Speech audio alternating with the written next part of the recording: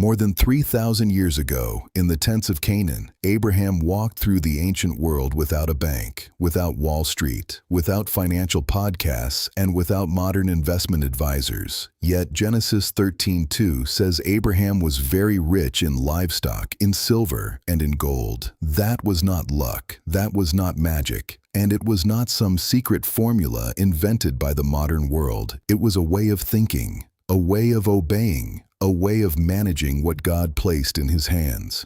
And here is the part most people never notice. Many modern millionaires use principles that were already written in the Bible thousands of years ago. They use order, they use vision, they build reserves, they multiply resources, they think in generations. But the Bible gives these principles a higher purpose. It does not teach wealth to feed the ego. It teaches wealth as stewardship, wisdom, responsibility, and legacy. In this video, you will discover 5 biblical wealth principles that can help you bring order to your money, break financial disorder, and start building something that can bless more than just your own life. Principle number 1, wealth begins with stewardship, not ownership. Open your Bible to Deuteronomy 8:18. Moses is speaking to a nation coming out of slavery. For generations, these people did not own their time. They did not own their labor. They did not own their future. But now they are about to enter a land with houses, fields, vineyards, harvests, and opportunity. And before they step into abundance, Moses gives them a warning. He tells them not to say in their heart, "My power and the strength of my hand have produced this wealth." Instead, they must remember the Lord their God, because he gives them the power to get wealth. Look at that scene. Yesterday, they were gathering manna in the wilderness. Tomorrow, they will be managing land. Yesterday, they survived one day at a time. Tomorrow, they will have to think like builders. And Moses knows the greatest danger is not poverty. The greatest danger is forgetting. Forgetting who gave the strength. Forgetting who opened the door. Forgetting that ability, health, time, opportunity, ideas, and relationships are not random accidents. They are resources placed under your care. That is where biblical wealth begins. Not when you say, "This is mine," but when you say, "This has been entrusted to me."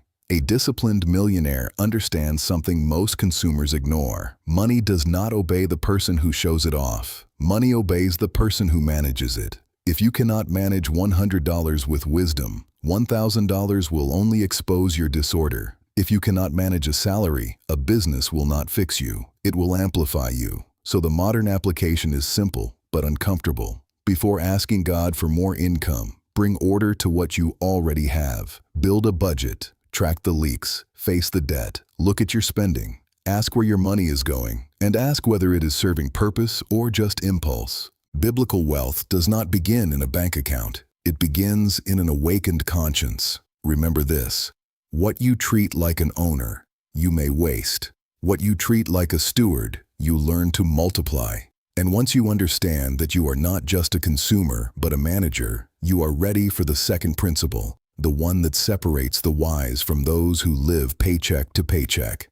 Principle number 2, store in seasons of abundance before you beg for miracles in seasons of scarcity.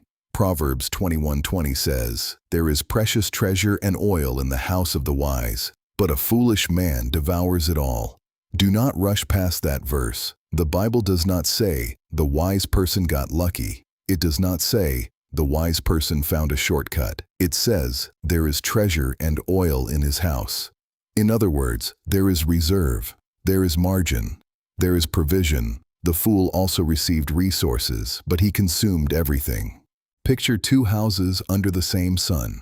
In one house, there is oil, food, margin, and preparation. In the other house, everything has already been spent before the season is even over. One house may look boring, the other may look exciting. But when the crisis comes, one sleeps in peace while the other trembles. Joseph understood this in Genesis 41. During 7 years of abundance in Egypt, he did not allow the nation to devour everything it produced. He collected the fifth part, built storehouses, and prepared Egypt before the famine ever arrived. While everybody else was celebrating the harvest, Joseph was thinking about the dry years. While others were living in the excitement of today, Joseph was protecting tomorrow. That is the mindset of wealth builders. They do not confuse high income with real wealth. They know that abundance without reserve is just appearance. A bigger paycheck does not make you wealthy if every dollar disappears. A better season does not make you stable if your lifestyle grows faster than your wisdom. In modern language, this principle looks like an emergency fund, automatic savings, paying down debt, controlling expenses, and refusing to inflate your lifestyle every time your income increases. But in the Bible, it is simply called wisdom. The question is not only how much you make, the question is how much remains with purpose. The goal is not to live in fear. The goal is to live prepared. Abundance is not permission to spend more. It is an opportunity to prepare better. If this teaching is waking something up inside you, subscribe now and turn on the bell, because every week we reveal biblical principles about money, debt, wisdom, abundance, and legacy. And stay until the end, because the next principles show why biblical wealth must be worked, multiplied, and turned into inheritance. Principle number 3, work with excellence before expecting big doors to open. Proverbs 22:29 says, "Do you see a man skillful in his work? He will stand before kings." That is not a modern motivational quote. That is an ancient law of advancement. The Bible is telling us that diligence has a destination. Excellence moves people from hidden places into places of influence. Look at Joseph in Genesis 39. He was sold as a slave and taken into the house of Potiphar in Egypt. He had no inheritance, no network, no freedom, no platform, no reputation. All he had left was his character, and that was enough. The Bible says his master saw that the Lord was with him and that everything Joseph did prospered in his hand. Joseph did not wait until he reached the palace to work like a leader. He worked like a leader when nobody owed him anything. Then he was falsely accused and thrown into prison. But even there, he served with excellence. First, he managed a house. Then, he managed a prison. Then, he managed a nation. That pattern is uncomfortable because many people want authority before formation. They want visibility before faithfulness. They want the crown before the process. But financial authority does not arrive to create character. It arrives to reveal the character that was already formed in secret. People who build wealth learn skills. They solve problems. They deliver value. They keep their word. They protect their reputation. They work when others only talk. The world may call this productivity, but the Bible called it diligence long before the modern world gave it a name. Here is the modern application. Do not pray for a big door while neglecting the small door already in front of you. Be excellent in your current job. Be excellent with your small business. Be excellent with your clients, your schedule, your learning, and your responsibilities. Money often follows value, and value grows where there is discipline. Not every job will make you rich overnight, but laziness will always make your future smaller. Proverbs 10:4 says, "A slack hand causes poverty, but the hand of the diligent makes rich." Remember this. God can open great doors, but he will not trust a royal table to someone who despises the small table. And when excellence begins to open doors, the fourth principle appears. It is not enough to earn and save. You must also multiply responsibly. Principle number 4, do not bury what God placed in your hands. In Matthew 25, Jesus tells the parable of the talents. A man goes on a journey and entrusts resources to his servants. To one, he gives 5 talents, to another 2, and to another 1. The first 2 go out, trade, work, and multiply what they received.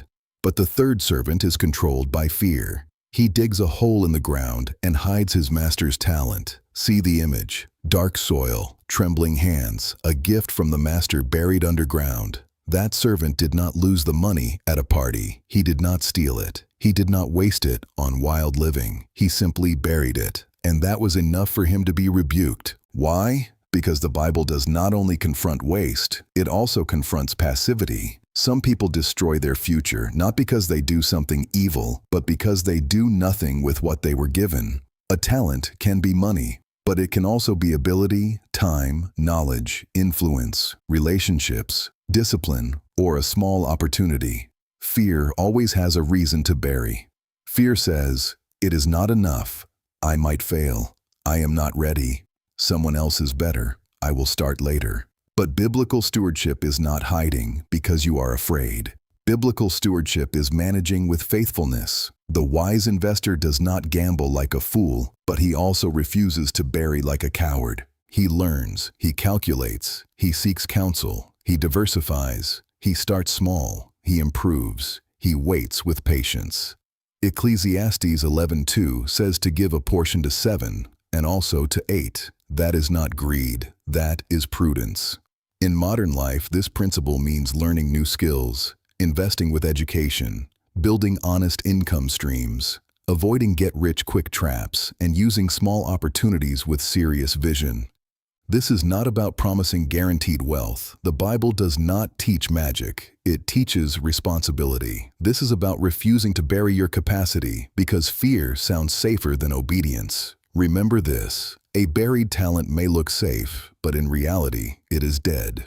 God does not ask you to multiply what you do not have. He asks you to be faithful with what He has already placed in your hands. And when you learn to multiply responsibly, you reach the deepest principle of all. Wealth that does not serve others eventually serves pride. Principle number 5, build wealth with purpose, generosity, and legacy. Proverbs 13:22 says, "A good man leaves an inheritance to his children's children." That is not just a verse about money, it is a verse about vision. The wise person does not live only for today's appetite. The wise person thinks about what their obedience can protect tomorrow. Look at Abraham. Genesis 12 shows God calling him to leave his land and promising that families would be blessed through him. Genesis 14 shows Abraham honoring God through Melchizedek. Genesis 22 points to a blessed offspring and a promise reaching beyond one lifetime. Abraham was not great only because he had resources. He was great because his resources were connected to covenant, obedience, and generations. Biblical wealth always asks a deeper question: who will this serve? If money only serves your ego, it becomes an idol. If it serves your family, your mission, your obedience, and your calling, it becomes a tool. Proverbs 11:25 says, "The generous soul will be made rich." This is not religious manipulation. It is a truth about life. The person who only accumulates closes himself in, but the person who manages in order to bless others opens channels of purpose. Many people want wealth without responsibility. They want fruit without root. They want abundance without character. But Jesus said in Matthew 6:24, "You cannot serve God and money." That is the line no biblical builder can afford to cross. Money can be a useful servant, but it becomes a cruel master when it takes the throne of the heart. It can pay debts. It can educate children. It can support parents. It can build honest businesses. It can fund generosity. It can open doors for others. But if it becomes your God, it can also destroy marriages, feed pride, create greed, and slowly suffocate your faith. So define a reason bigger than consumption. Build a family budget. Teach your children. Pay what you owe. Give with wisdom. Invest in knowledge. Build something that does not die with you. Because biblical prosperity does not end when you buy more. It begins when you can serve better. Remember this: money without purpose becomes noise. Money with purpose becomes bread, shelter, education, freedom, and legacy. Let us review the 5 principles. First, wealth begins with stewardship, not ownership. Second, store in abundance before begging for miracles in scarcity. Third, work with excellence before expecting big doors. Fourth, do not bury what God placed in your hands. Fifth, build wealth with purpose, generosity, and legacy. Now the question is direct. Which of these principles is missing in your house? Maybe you do not only need to make more money. Maybe you need to manage better. Maybe you do not need another opportunity. Maybe you need to stop burying the one you already have. Maybe God is not trying to make you rich so you can impress people. Maybe He is forming you into a steward who can sustain a family, serve with freedom, and leave a clean legacy. If this video spoke to your life, do 3 things right now. First, comment the word stewardship if you want to bring order to your finances starting today. Second, share this video with someone who needs to stop living paycheck to paycheck and start building with wisdom. Third, subscribe and turn on the bell, because every week we open the Bible to uncover principles about money, debt, purpose, abundance, and legacy. Until then, remember this: the Bible never taught wealth as magic. It taught wealth as wisdom, work, order, generosity, and the fear of God. Millionaires may use these principles in secret, but heaven revealed them first. The question is not whether these principles exist. The question is whether you will have the character to practice